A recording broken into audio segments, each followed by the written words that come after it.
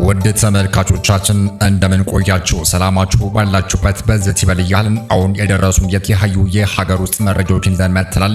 ከዛ በፊት ግን ለቤቱ አዲስ ከሆናችሁ አዳዲስና ወቅታዊ መረጃዎችን ሁሌም ለእናንተ ስለምናደርስም ሰብስክራይብና ላይክ እንድታደርጉ እንዲሁም ለምትሰጡን ሀሳብ አስተያየት ትልቅ ዋጋ እንሰጣለን። እስከ ቪዲዮ መጨረሻ አብራችሁን ቆዩ። ሰበር ዜና። ኢዜማ በአምስቱ የምርጫ ክልሎቹ የምርጫ ውጤት ሰርዞ በድጋሚ ምርጫ እንዲደረግ ለምርጫ ቦርድ አቤቱታ አስገባም።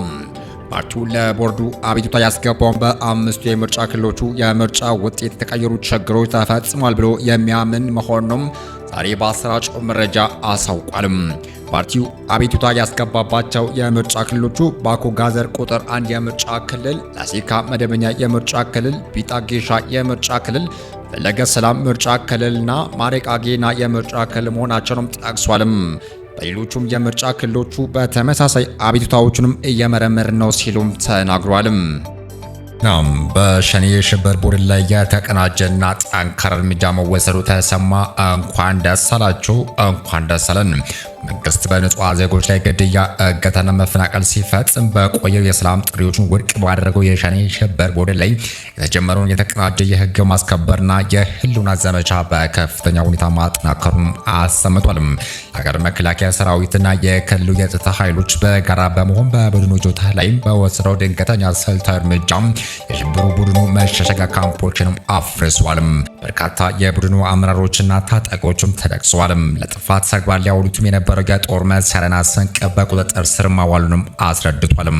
አካባቢዎችንም ነጻ የመውጣትና ህዝቡንም ከተጋረጠበት የስጋት ቀጠና ለመውጣት ማህበረሰቡም ለጸጥታ ኃይሎች እያደረገ ያለውን ድጋፍና ጥቆማ ተጠናክሮ እንዲቀጥል ሲል ጥሪ አቅርቧልም። ኢትዮጵያ የበርበራን ወደብ በፈለገችው መንገድ መጠቀም ትችላለች።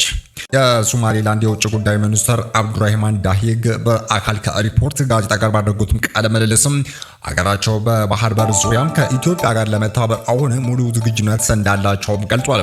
ኢትዮጵያ የባህር በር የማግኘት መብት እንዳላት ሶማሌላንድ በጽኑ እንደሚያምን ሚኒስትሩ ገልጸው ኢትዮጵያ የበርበራን ወደብ በፈለገችው መንገድ መጠቀም እንደምትችል አረጋግጧል።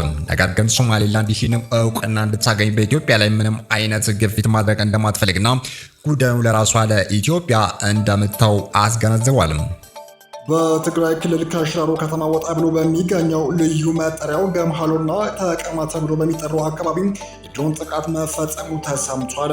በትላንትናው ዕለት ምሽት 5 ሰዓት ተኩል ገደማ ለአንድ ሰዓት ያህል የቆየ የድሮን ጥቃት መፈጸሙና ወታደራዊ ካምፖችን ኢላማ ማድረጉንም የአካባቢ ነዋሪዎች ተናግረዋል። ለሌሊት ከፍተኛ ፍንዳታ መሰማቱን ተከትሎ ጦርነት ተቀስቋል የሚል ጭንቀት ውስጥ የመግባታቸውን የገለጹ ነዋሪዎቹም ጉዳት የደረሰባቸው የትግራይ ኃይል አባላት በመኪና ተጭነው ወደ ሕክምና ቦታ ሲወሰዱ መመልከታቸውንም ተናግሯል። ሆኖም ይህ ዘገባ እስከተጠናከረበት ድረስ በጥቃቱ ምን ያህል ሰዎች እንደተጎዱና ጥቃቱ በማን እንደተፈጸመ ማረጋገጥ አልተቻለም። በጉራጌ ክልል ምንድነው እየተሰማ ያለው? በማዕከላዊ ኢትዮጵያ ክልል በጉራጌ ዞን በአበሸጎ ወረዳ ቁሌት የጅሩላ ቀበሌ ገበሬ ማህበር ትላንት የታጠቁ ቡድኖች 3 የአካባቢ ነዋሪዎችን በኃይል አፍነው መወሰዳቸውን የቀበሌ አስተዳደሩና ነዋሪዎቹም ተናግሯል። የቁሌት የጅሩላ ቀበሌ አስተዳደር አቶ አለሙ ከደር በሰጡ ቃልም ታጣቂ ቡድኑ ከምርጫ ማግስት በአካባቢው ጥቃት ፈጽሞ የአንድን ልጅ ህይወት ማለፉንም ጠቅሷል። ከቀናት በኋላም ግንቦት 28 2018 ዓ.ም በድጋሚ ታልቆ በመግባት ምሽት 1 ሰዓት ከ20 ገደማ አቶ ደስታ አባ፣ አቶ ደሳለኝ ጴጥሮስና አቶ ጎሽ ገብረ ማርያም የተባሉ 3 ነዋሪዎችን ከመኖሪያ መንደራቸው አፍነው መውሰዳቸውን ተናግሯል።